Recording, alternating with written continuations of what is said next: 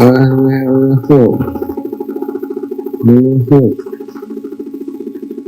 the next thing. Sir, we have a gentleman here that needs help, and he's not breathing yet. He's not breathing, and we're trying to pump him, but he's not. Okay. Okay, how old is he? He's 50 years old, sir. 50? Okay. He's unconscious, he's not breathing?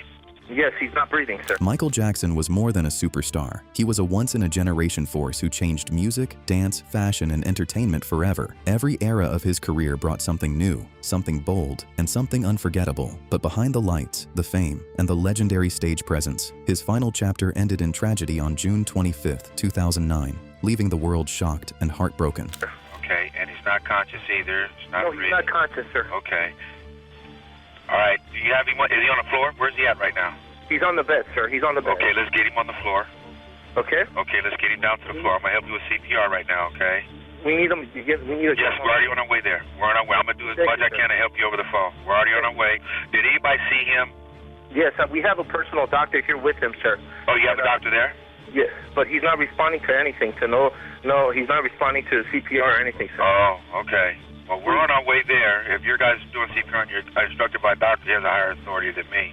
And as people around the world tried to understand what really happened during Michael Jackson's final days, one moment from the case stood out as especially heartbreaking. It was not a stage performance, an interview, or a public appearance. It was a private recording played during Dr. Conrad Murray's trial, and it showed Michael in a way many fans had never imagined. His voice sounded slow, weak, and deeply tired, almost like the energy had been taken out of him. For people who remembered him as a powerful performer who controlled every stage he stepped on, hearing him like that was painful. The recording showed a softer and more vulnerable side of Michael, far away from the superstar image the world knew. It made people think about the pressure, pain, and struggle he may have been carrying. That audio became one of the saddest and most unforgettable parts of the case. I love them because I didn't have a childhood. I had no childhood. I feel their pain. I feel their hurt. I hurt, you know? I hurt. But what made that recording even harder to hear was not only the weakness in Michael's voice, but the dream he was speaking about. Even when he sounded tired, unclear, and far from himself, his thoughts were still connected to children and helping others. He was not talking about fame, awards, or being on top again. He was thinking about using the money from his comeback shows for something meaningful. Michael wanted to build a special place where sick children could receive care, comfort, and love. That detail made the audio even more heartbreaking because it showed that even during one of his darkest and weakest moments, he was still thinking about giving hope to people who needed it most.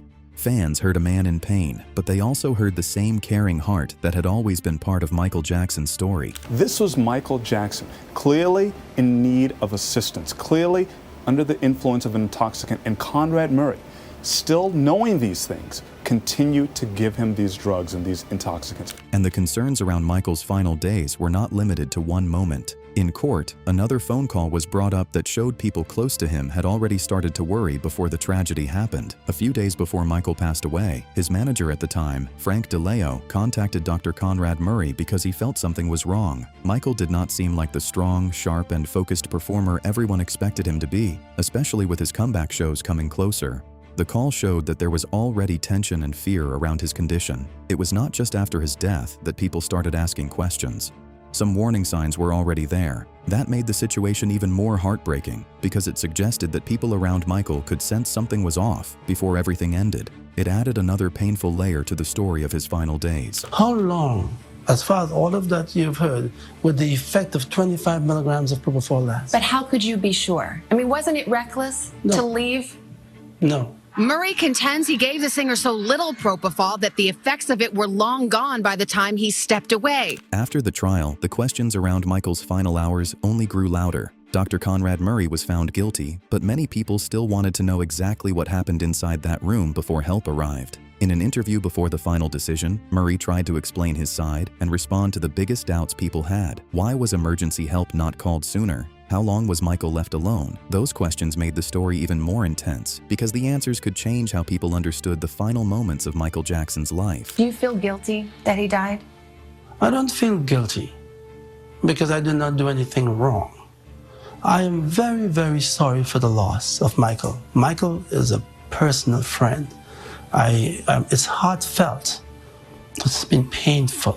Then the focus shifted to the drug at the center of the case. Murray said he had been giving Michael a strong sleeping medicine for weeks, even though it was not meant to be used like a normal sleep aid. He claimed he was trying to slowly stop Michael from depending on it, but on the final night, he says nothing else helped him rest. According to Murray, Michael kept asking for it, and he eventually gave in. But the biggest problem was that the amount found in Michael's body did not match the small dose Murray claimed he gave. You said you gave him 25 milligrams, you watched him, and then you left for 2 minutes. Okay.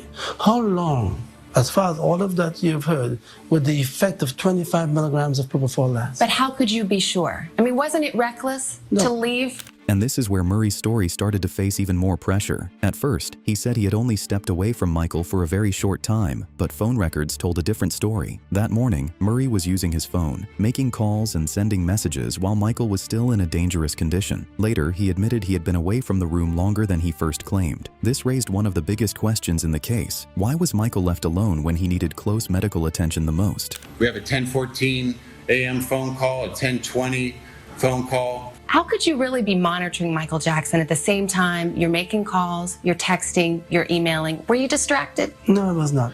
When I looked at a man who was all night deprived of sleep, who was so desperate for sleep, and finally is getting some sleep, am I going to sit over him, sit around him, tug on his feet, do anything unusual to wake him up? No. So you walked out of the room to talk on the phone? Absolutely. I wanted him to rest. You're saying you were talking on the phone, but you could see him? I could not see him from where I was talking. But you could hear him?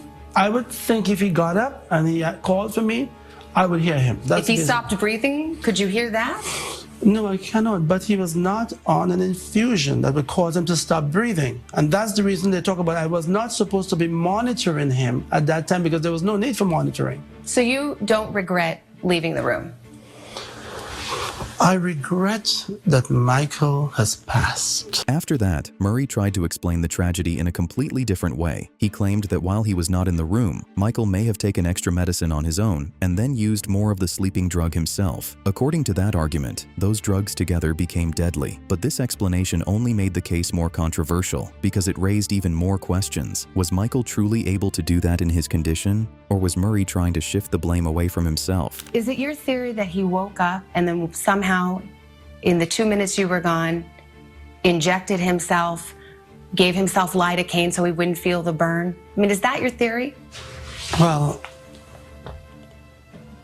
something happened when I was not in that room. As to how it happened and the mechanisms, I don't know that. Let's say he did take this propofol himself. Don't you bear some responsibility? The propofol is in that room because you prescribed it to him. This is the situation. It's difficult to think that I met Michael with a situation where he was absolutely having use of that substance long before I got there. But own your portion of it.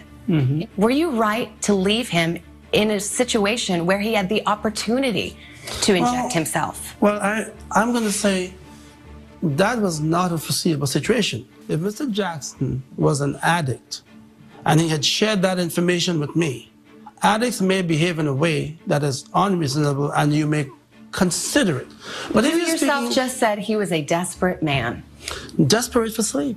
And you left him alone with propofol. He was asleep. But one of the biggest questions came from the moment Murray said he returned to the room and saw Michael in serious trouble. According to his version, Michael was not breathing, and every second should have mattered. That is why people kept asking the same thing. Why was emergency help not called right away? In a situation this dangerous, even a small delay could change everything. This question became one of the most painful parts of the case because it made people wonder whether Michael had lost precious time when he needed help the most. Why didn't you call 911 right away? No one is allowed to come upstairs except for Mr. Jackson. His securities are not allowed to enter the house. You called his bodyguard. Couldn't you have said call 911 and meet him at the gate? Call 911 would still require him to call me back. I don't think he would do that, and I was not about to leave a full explanation on the phone. Why didn't you tell the paramedics when they came that he had taken propofol? And that's a very sad reason, because it was inconsequential. 25 milligrams and the effects gone means nothing. Well, wait a minute. Why not let them be the judge of that? Why not supply the best information you have? Paramedics depend on me. Well, you told them about the other drugs, but you didn't tell them about the propofol. Because it had no effect. It was not an issue. The questions became even heavier when Michael's personal assistant spoke about what happened during those final hours. His testimony gave the court a closer look at the panic and confusion inside the house after Michael was found unresponsive. He explained how Murray reached out to him during that critical moment and made a request that raised even more concern. Instead of everything feeling clear and controlled, the situation sounded rushed, tense, and frightening. His words added another painful layer to the story, showing how quickly Michael's final morning turned into chaos. And what, if anything, was the request of Conrad Murray to you? Well, we were making small talk about how horrible this is, and both of us, I believe, had, Terry was tearing. Okay. And he asked, he said that there's some cream in Michael's room or house, room, that he wouldn't want the world to know about. And he requested that I or someone give him a ride back to house to get it so the world, wouldn't know about the cream. To get the cream so the world wouldn't know about it? Yes, sir. Some cream that Michael wouldn't want the world to know about. Okay. And in response to this request, did you agree to take Conrad Murray back to the house? No, sir. Years later, after serving his time, Conrad Murray returned to public attention with a new claim about Michael's final moments. He said he wanted people to hear his side again and understand what he believed really happened that day. For many fans, this only reopened old wounds because Michael's death was still painful and full of unanswered questions. Murray insisted he wanted to clear his name once and for all, but his words also brought the focus back to the same tragic night that changed music history forever. Situation. Could not believe the change that had happened within a couple of hours. It was just impossible. It was just unfathomable. I could not believe that just hours ago, I was trying to muster all the strength I can to save the life of a friend and a patient. And here I am, under the spotlight, all focused, fingers pointing as though. So why, were you ever worried about administering so many drugs to Michael Jackson? Did you ever think this person could die, but why are you giving him so many drugs? Certainly, I do not think Michael Jackson would die from 4 milligrams of lorazepam or 4 milligrams of midazolam. We give that all the time in the hospital. But certainly they were divided, and I was very cautious as far as giving Michael Jackson that kind of medication to sleep. As you know, before that time, Michael Jackson was on propofol. And I had won him successfully off of propofol. Up to 3 days prior to his death, he never received propofol. But not successfully then, you said you had weaned him up, but yes. Then why did he go back on? He did not go back on. Before that, I would treat Michael Jackson with an infusion, which was continuous. But the day he died, I did tell the police that I relented after all the pressure and all of the changes that Michael was going through.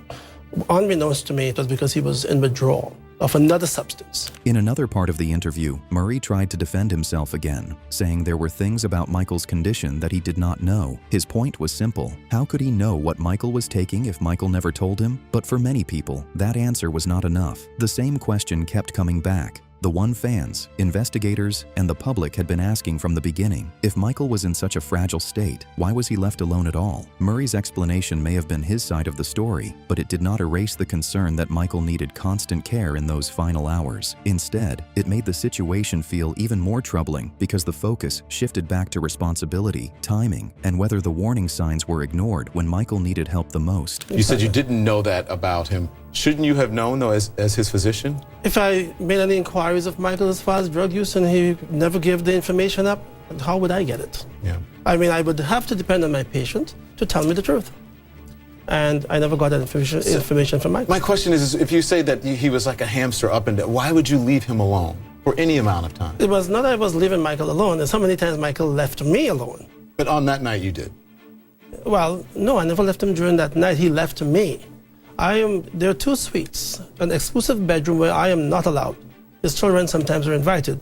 And the suite where I treated Michael, he was clearly able to wander off. He has a saline bag with a drip on wheels. There was a Foley catheter that's attached to him because he had some incontinence issues, and but he would wander off and come back. So what you're asserting is that on that evening with all of those drugs, that he left where you were watching him and then went to another part of the bedroom. But in trial, you said that you left to use a restroom and you left, you were on taking a phone call. That was until the next day. Your attorney said that the next day. That was still the next day, after around 11:20 in the morning, 11:20, 11:30. When did you realize he was in trouble? Was what? When did you realize he was in trouble? Michael? Yes. When I came back into the room. But the story still came back to the same problem. Many people found it hard to accept Murray's explanation because he was not just anyone around Michael. He was his personal doctor, the person trusted to watch over his health. So when Murray said he did not fully know what Michael had been taking, it only raised more doubts. Murray claimed that Michael's use of certain medicines had started long before he became involved and that he was not there for money. He said his reason for helping Michael came from care, not greed, and even claimed he had not been paid for his work. But for many fans, that answer still did not remove the bigger question. If he truly cared, why did everything end so badly? People say they don't think that you have shown any remorse. Would you like to apologize to anyone, or what would you like to say? Because as a physician, as Michael's physician, you were responsible for him while you're administering drugs. You're responsible for the drugs that were brought into his home. You were his personal physician. I think you asked a good question. First of all, I met Michael Jackson with a stash of propofol. And the investigation will also show that there are doctors who could have testified that he came to them with sports medicine bag filled with propofol, vials. The history of the civil trial shows that he has been using propofol for decades, long before I came on the scene. I met Michael Jackson in 2006. I gave Michael a sense of confidence and protection that he never had. And he was not about to lose Are you saying you did it wasn't for the money that you were making? Oh, gosh. It was out of the goodness of your heart? Not everybody's going to believe that. Well, first of all, I have taken care of Michael Jackson for years out of the goodness of my heart by giving all of my services for him and his children, basically free. Were you ever paid? Michael Jackson refunded me for medicines, but I've never been paid for my services. After staying quiet for years, Conrad Murray came forward again with claims he said the public had never fully heard before. But instead of bringing peace, his words created even more anger and confusion. Some of what he said painted Michael in a negative way, and that made many fans question his real reason for speaking out. Was he finally telling the truth, or was he trying to protect himself by putting more blame on Michael? For people who still feel the pain of losing him, his words felt like opening an old wound. Many believed Michael had already suffered enough in life and that his name should not be dragged through more controversy. To them, the most respectful thing was simple: let Michael Jackson rest in peace. Michael Jackson never mentioned a single doctor to me who was treating him with opioids, propofol, or any of those substances. Michael Jackson was a drug addict, and he was a master at manipulation, because I was manipulated by Michael. I did not enable him at any time in his addiction. I would never do that. I cared about Michael too much. I loved Michael.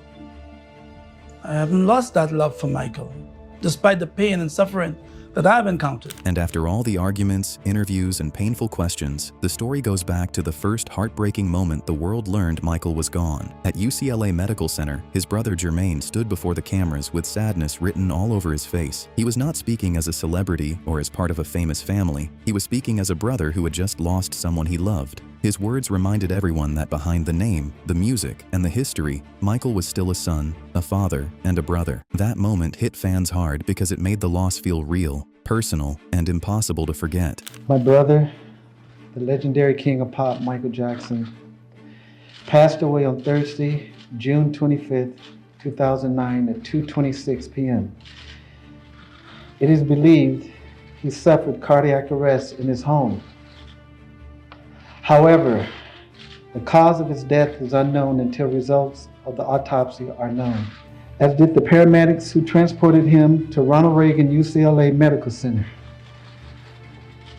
Upon arriving at the hospital at approximately 1:14 p.m., a team of doctors, including emergency physicians and cardiologists, attempted to resuscitate him for a period of more than 1 hour, and they were unsuccessful.